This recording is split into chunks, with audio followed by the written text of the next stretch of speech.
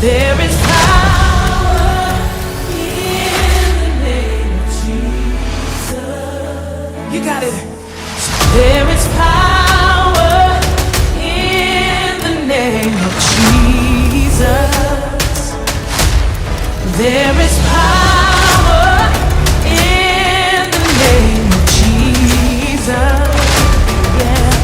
To break every chain, break every chain, break every chain.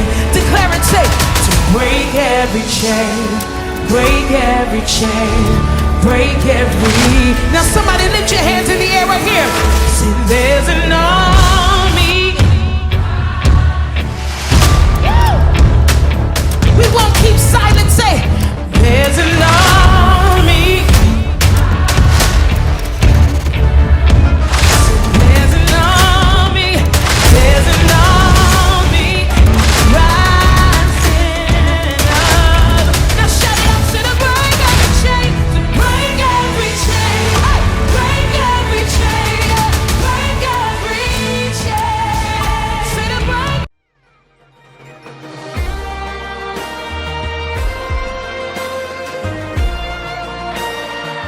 Seera uumamaa boqonnaa 6 lakkoofsa 5 irraa kaaneetu hanga 9tti dubbisna. Seera uumamaa boqonnaa 6 5 hanga 9tti ergaa Waaqayyoo nutti dubbatu karaa kana ilaalla. Baafadhaati. Seera uumamaa 6 5 amma 9tti.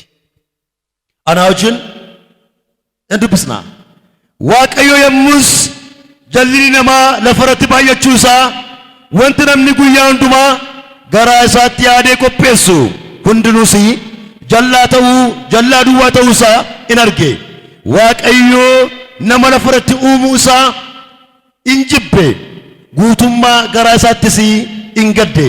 Waaqayyo nama isa ani uume lafa irraa nanaxaa, nama horii, qe'ee bineensa, wanta lafarraa munjuuqu, warra qilleensa keessaa balalanis akkasuma nan godha. Anoo isaan uumu koo jibbeera jedhe. Nohi garuu Waaqayyo duratti faara tolaadhaan ilaalame. Nohi dhaloota sana keessatti nama qajeelaa, nama balleessaa hin qabnes ture. Inni karaa Waaqayyoo irra deddeebi'uudhaan Waaqayyo wajjin jiraate. Hiddi dhaloota sanyii Nohi kanatti fufee in lakkaa'ama. Ameen. Lakkoofsa 9 Nohi dhaloota sana keessatti nama qajeelaa, nama balleessaa hin qabnes ture. Inni karaa Waaqayyoo irra deddeebi'uudhaan Waaqayyoo ilaalasin karaa eenyurra? Karaa Waaqayyoo irra deddeebi'uudhaan Waaqayyoo wajjin jiraatee jedha. Waaqayyoo wajjin jiraatee. Karaa Waaqayyoo irra deddeebi'uudhaan eenyu wajjin jiraate? Waaqayyo wajjin jiraate jedha. Sagalee kanaaf ergaa Waaqayyo keessa koo kaa'e kan ganama kana Waaqayyo dubbadhu jedhee nan dubbadha. Sagalicha irratti seera uumamaa boqonnaa 6 5 kaasnee hanga 9tti isa kanaaf kan Waaqayyo naa kenne obsitee dhaabbachuu keetiin Waaqayyo waan haaraa si agarsiisa. Kan jedhu gubbaatti dubbadha. Obsitee dhaabbachuu keetiin Waaqayyo waan haaraa si agarsiisa. Mee namooti Waaqayyo obsitee dhaabbachuu keetiin Waaqayyo waan haaraa si agarsiisa. Dhaabbadhu obsitii jedhaani. Sagalee kana irratti dubbachuu kan barbaadu obsitee dhaabbachuu keetiin Waaqayyo waan haaraa si agarsiisa. Kan jedhu gubbaatti dubbadha. Eebbifama. Seera uumamaa boqonnaa 6. Seerri uumamaa boqonnaa 6 waa'ee jireenya Israa'elootaa nutti agarsiisa. Torban lamaan har'aatii fi torban irraa walitti qabee dubbadheera. Waaqayyoon kadhachuun maal akka fakkaatu gaafa ilaaltan seera uumamaa boqonnaa 6 irratti waa'ee jireenya amantootaa agarra. Jireenya amantootaa yookiin jireenya Israa'eloota. Israa'el eenyudha? Nohi eenyudha? isaan kana lamaan addaan qoodetanii kutaawwan lamaan tokkotti dabale sittima seera uumamaa boqonnaa jaarratti wanti nu agarru yaada Israa'eloota Waaqayyo irraa galagala agarra. Waaqayyo irraa galagalu Israa'eloota yaada Waaqayyo dhaga'uu dadhabuu Israa'eloota Waaqayyo wajjin deddeebuu dadhabuu Israa'eloota seera uumamaan boqonnaa ja'a yerootti Waaqayyo ilmaan namaa uumuu isaatiif ilmaan namaa gargaaruu isaatiif ilmaan namaa dadhabuu isaatiif ilmaan namaatiif gatii baasuu isaatiif ilmaan namaatiif of laachuu isaatiif iddootti garaa Waaqayyo gaddedha. Hin uume maaliif uume? Itti dadhabee maaliif dadhabe? Hin fayyisee maaliif fayyise? Hin gargaaree maaliif gargaare? Wanti Waaqayyo kana hundumaa godheef keessaa inni hangafaa namni uumaa isaa gammachiisee akka jiraatu barbaadetu Waaqayyo. Isaan garuu maal ta'anii Waaqayyo gargaare, Waaqayyo isaan fayyisee, Waaqayyo isaan hiikee, Waaqayyo salphinaaf du'a baay'ee isaan oolchee iddoo garaa garaatti harka isaanii qabeetu isaan garuu maal ta'anii Waaqayyo gubbaatti harka isaanii ol kaasaniitu cubbuu Waaqayyo hin barbaanne gochuu jalqaban. Daduu kaataa maatii Waaqayyo cubbuu Waaqayyo hin barbaanne gochuu. Ijoollee maaliif godhatan? Yaa Waaqayyo dhala naa kenni itti dhufa. Maaliif dhala isinii kenne Waaqayyo? Mucaa baluu takka jedhamtuufi mucaa baluu takka jedhamuufi ijoollee Eelii aarsaa Waaqayyo gubbaatti dhalatanii guddataniitu aarsaa Waaqayyo irra jiraatu garuu ijoolleen Eelii seenaan isaanii yeroo ka'u wangeela keessatti seenaa biraan ka'a. Dhala naa kenne hin kenne Waaqayyo. Dhala Waaqayyo nuu kenne guddisuu hin beeknu yoo ta'e bor'alli keenya Waaqayyo gubbaatti ka'ee Waaqayyo gubbaatti kaatee akka du'ii adabamnu akka manni keenya adabamu akka qe'een keenya badu kan godhan keessa tokkodha. Kan isa dhibu keessaa ijoollee yeroo nuu kennu maaf itti dadhabnee itti dhamaanee rakkannee waan gochuun dura jiraatu goonaaf wayyaa tuufna hin dandeenya kana gochuu nyaata afaan keenya hin dandeenya kana gochuu xurii irraa miccina hin dandeenya kana gochuu dhukkubarraa fayyisuu godhuu dandeenya doolchuu dandeenya wayyaa tuusuun buddeen afaan kaa'uun xurii irraa miccuun kunuunsanii raffisuun baatanii adeemuun doolchuu jitu komiti inni doolchu Waaqayyo. Waaqayyo maal godha? Isaan wayyaatti geddarree wayyaatti uwwisnee maal goone inni immoo maal godha? Du'a oolcha. Inni immoo maal godha? Hin guddisa. Inni immoo maal godha? Hin eega. Kanaaf nuyi warra nyaachiseerra, warra obaaseerra, warra raffiseerra isa du'a oolchee guddisu Waaqayyo caala. Kanaaf eeoftaa Waaqayyo maaliif guddisee yoo jenne akka isaan boru ulfina Waaqayyo dubbataniif guddise Waaqayyo. Israa'el garuu maal ta'e beektu? Yaada Waaqayyo kaleessa eengad isaanii godhe lafa kaa'etu harka isaa gooftaa gubbaatti ol kaase. Qooda galateeffachuu sirbuu, qooda gaarii gochuu ejjuu, qooda qulqullaan jiraachuu dhuguu, qooda maqaa Waaqayyo eebbisuu Waaqayyo arrabsuu, qooda Waaqayyoof jilbeeffachuu Waaqa biraaf sagaduu, qooda Waaqayyo jira deemu Waaqayyo irraa duddagatu, Waaqayyotu duddagatu, fuula isaanii Waaqayyo irraa deeffachuu. Daduu kaartuu eenyu gooftaan sana eebbisu.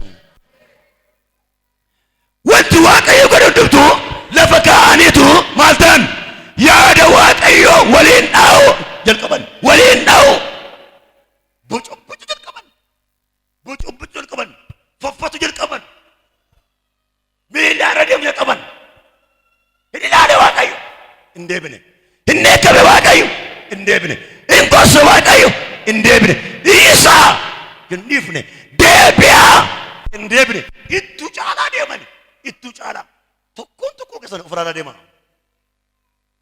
eessan jiraan ofiin jedhaadhaan seexanni du'a seetti faradee yeroo dosnoo ishee Waaqayyo maaliif dosnoo ishee akkasin jiraattanii ulfinaa dubbattaniif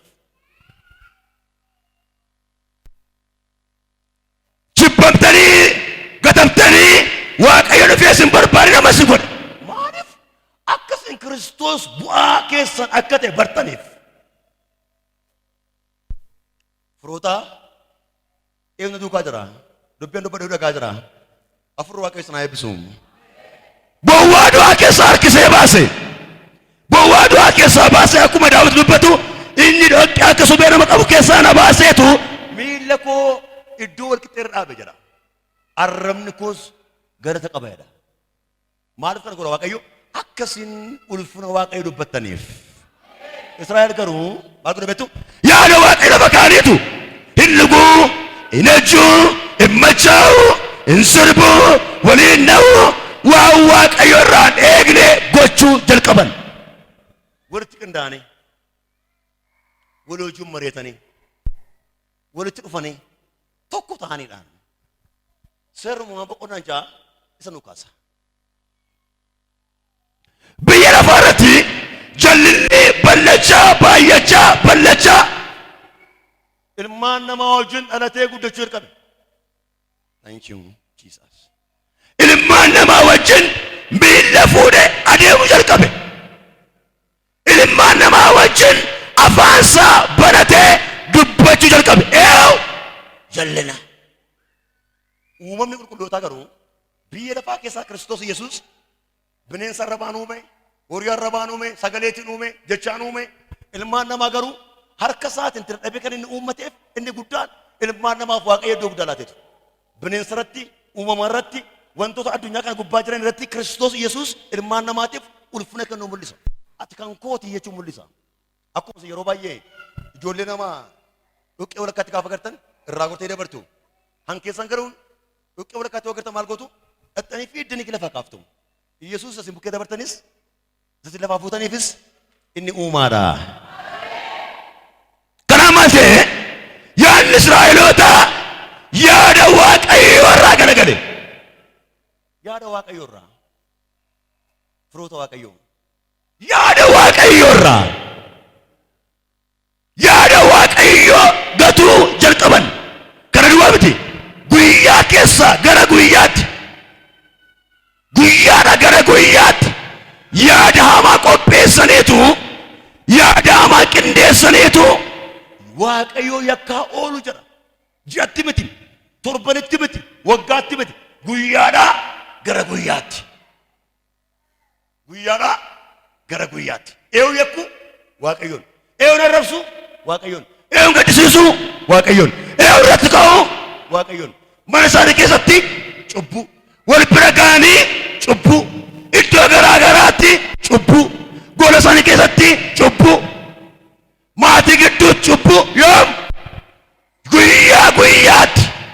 Nooyi garuu warra guyyaa guyyaatti hamaa godha gidduu olee bula. Garuu yaan isaan geeddaramne. Maqaa Yesuus Kiristoosiin obsattiin dhaabbattee echa waaqayyo ooltu waaqayyo biraa siif laatamu. Guyyaadha gara guyyaatti maal ta'a? Warra hamaa godhan gidduu oolaa. Warra sirban gidduu oolaa. Sirbituu miti. Warra dhugan gidduu oolaa. Dhugduu miti. Warra waliin naa gidduu oolaa. Waliin dhooftuu miti. Yaada waaqayyoo wajjin nama deemu ture jedha. Firoota waaqayyoo. Inni obsee dhaabbate waan haaraa argaa. Sasitti mun barbaadarra. Boonsitti fufna. Kutaan gurguddaa sadiitti qoode qabadde. Maal godha ture? Warra waliin naa gidduu oolaa. Ijaan arga garuu ijji isaa gara waaqayyoo ilaala. Gurri isaa dhagaa garuu waaqayyoon dhaggeeffata. Keessaa garuu waaqayyoon jiraata. Gooftaan Yesuus Kiristoos boqonnaa ja'a tokkorraa kaasetu akka jedhe waaqayyo nama uumuu kootti nan gaddee gadduu darbee maal ta'e nan jibbee jedha. Nan gaddee gadduu waan biraa jibbuun waan biraadha. Sin jibbee yoo ta'ani sadhumaati kun nan gaddee yoo ta'an garuu gaddisuun maal ta'uu danda'a? Ifamuu hin danda'a, hafuu danda'a ta'a. Inni garuu kade uumuu kootti nan gaddeedha. Darbee kade nan jibbeedha. Shanirraa kaaftanii nan jibbeedha. Garuu maal jira? Shan garuma gaafa dhaltan maal jira ture? Maal jira ture? Namni waaqayyoo nooyi garuu fuula waaqayyootti tolaadhaan in ilaalame warra aangoon du'aatti murtaa'e keessatti warra waaqayyoon yakkan gidduutti looyi maaltee faara tolaan ilaalame jedha. Faara tolaatiin. Haaleluyyaa. Faara tolaadhaan ilaalasin lakkoofsa torbarraa 8 irra gabalattan looyi garuu waaqayyo duratti faara tolaadhaan in ilaalame. Wanti godhamaa jiru hundumtuu yaada nooyin hatuu dandeenya.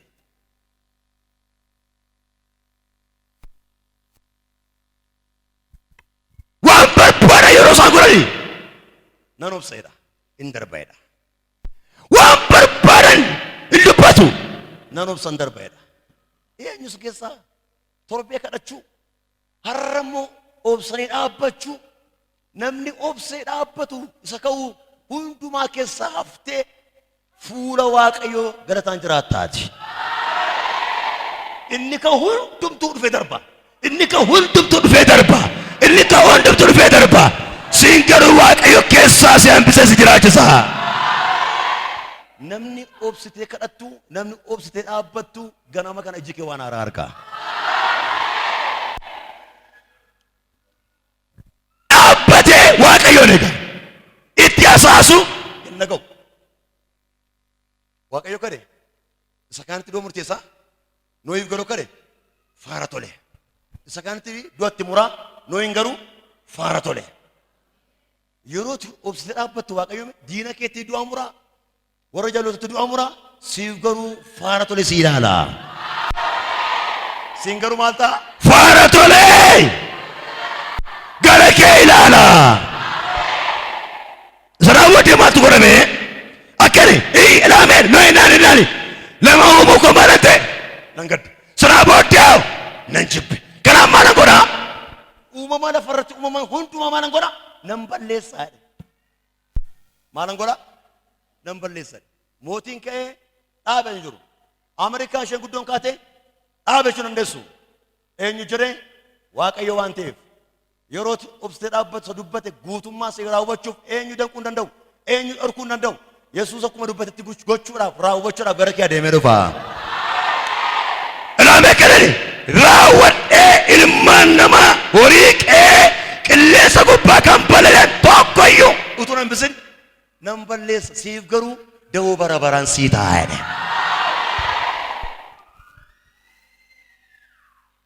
Agartanii yaada waaqayyo? Agartanii ulfina waaqayyo? Agartanii humna waaqayyo? Agartanii nama dhaabbate? Agartanii nama kadhatu? Agartanii nama obsu? Nama kadhatu, nama dhaabbatu, nama obsu.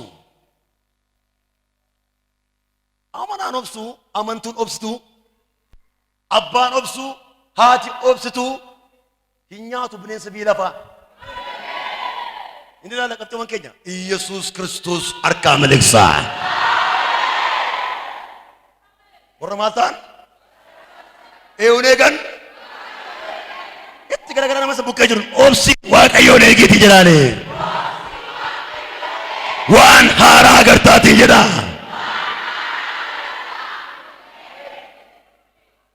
Akkuma kisan ammaa kana biyya gidduu jiraata, nama gidduu jiraata. Garuu maal ta'e yaanni garaasaa sossobamuu hin dandeenye. Inni iftuutiin inni su'eedha. Waaqayyoon dhufe. Ilaamee dheedhaani horii qees ilmaan namaas qilleensa kan baranis isaan kunis mancaaniiru waan ta'eef nan balleessa jedhe. Maaliif qilleensa kan baradan dhumu? Ilmaan namaa sana waan fakkaataniif. Maaliif badu? Ilmaan namaa sana waan fakkaataniif. Agartanii? Maal jedhe Waaqayyo? Guutummaa samaara godha nan balleessa. Isaan kenneef harkaan balleessa. Qe'ee isaanii nan balleessa. Qabeenya isaanii nan balleessa. Horii isaanii nan balleessa. Allaattota nan balleessa. Mucuuqaa lafarraa nan balleessa. Siin mana kee garuu nan ooshaa. Siin mana kee garuu nan ooshaa.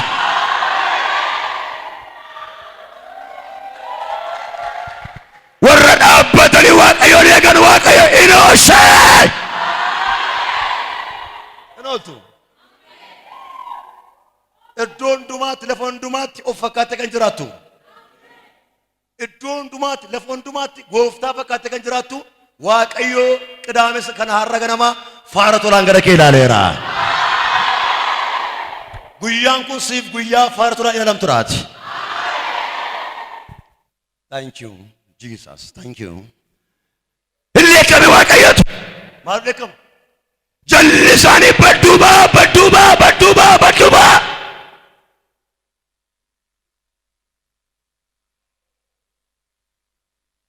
Yaam guyyaadha gara guyyaatti badduuba.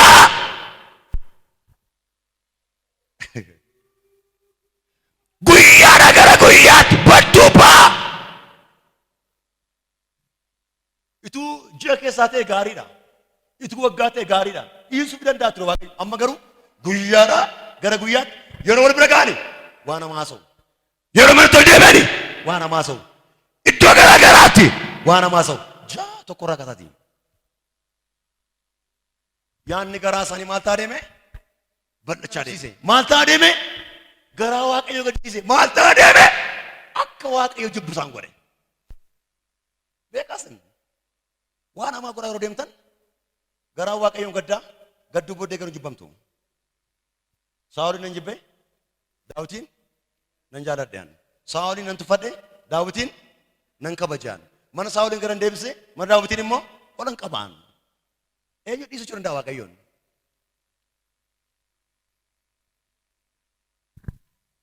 Kan isa dhabu keessaa qofaa isaanii duwwaa miti. Walii isaanii wajjin illee maal godhu? Waan hamaa godhudha. Waan hamaa godhu. Walii isaa duukaa waan hamaa godhu. Agartani? Waaqayyo Addaamiif Yohaanin kan inni wal bira kaa'eef akka isaan gaarummaa godhaniif. Maal jedhe Addaamiin qofaa kee jiraachuu siin maluudhaan Yohaanis sii kennan. Yohaanin kenneef Waaqayyo. Erga Yohaan kennamte booddee gara Addaam hin gammade. Abrahaamiif Waaqayyo Saaraa hin kenne. Garuu maal ta'e? Saaraa yaada Waaqayyo akka Abrahaam yakkuu kan godhe keessa tokko isheedha. Ana miti jetteen inni Waaqayyo dubbatu kakuu Waaqayyo kun ergaa Waaqayyo kun tarii minaalbaata karaa hojjettuu mana keenya isaati waan ta'eef dhaqiitti gara bira geette garaa Waaqayyoon gadde garuu hin dhiise Waaqayyo. Hin gadde hin jibbine. Yohaan maal goote? Boqonnaa afur gubbaatti dhalasin deddeebitee akka Addaam yakkamu goote. Addaamiin gooftaa wajji walitti buuste ofiis gadi baate garaan Waaqayyoon gadde gaddu duwwaamtu Waaqayyo du'a murteesse hin jibbe Waaqayyo. Noi seera uumamaa boqonnaa jaarratti kafalattan maal godhe Waaqayyo? Garaan isaa gaddee gadduu booddee garuu Waaqayyo nan jibbeedha. Tokkotu nan bisee maalin godha? Lafarraa haxaa'ee nan balleessa.